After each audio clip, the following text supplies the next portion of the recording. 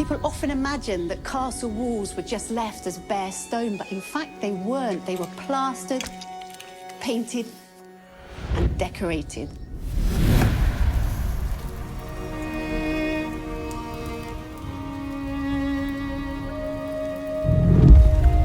The process of making medieval paint begins in a quarry.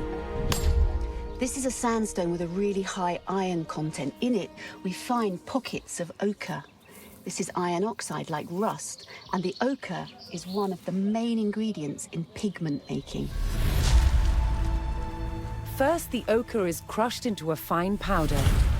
The finer the particles in paint, the better the paint will be. Once ground up, water is added.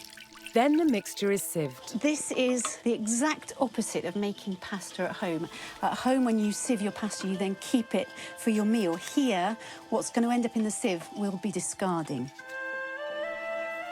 What's needed are the tiny particles suspended in the water.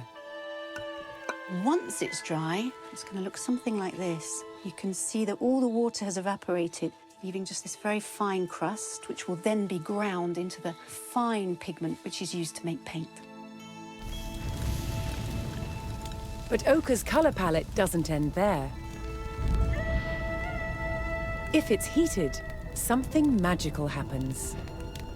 Yellow ochre turns red.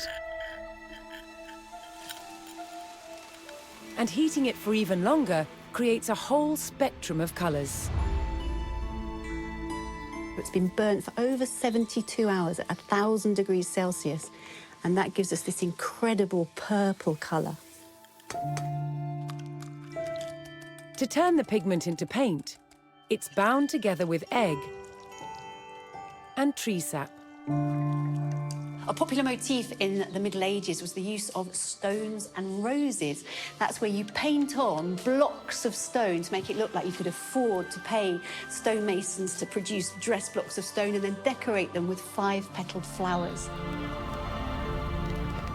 So, medieval castles were far from the gloomy places we imagine today. They were full of colour and light.